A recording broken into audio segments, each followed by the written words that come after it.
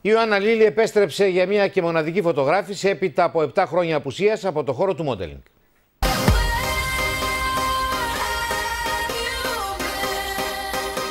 Make-up, hairstyling, ρούχα, παπούτσια και κλικ.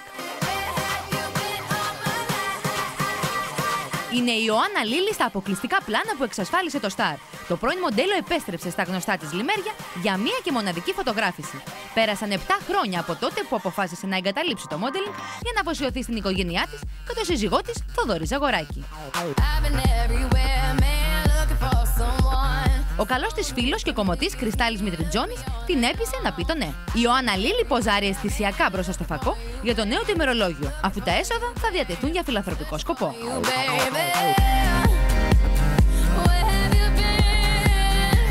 Την ημέρα της φωτογράφησης η ίδια δεν έκρυψε τη συγκίνησή της, ενώ ταυτόχρονα ήταν πολύ χαρούμενη. Ήταν ένα ευχάριστο διάλειμμα για την ίδια, αλλά δεν σκοπεύει να επιστρέψει επαγγελματικά. Τη φωτογράφηση παρακολούθησαν και τα 2 παιδιά της, όπως διαβάσαμε στο περιοδικό OK. Το πρώην μοντέλο έχει εγκαταλείψει συνειδητά το χώρο του μόντελινγκ.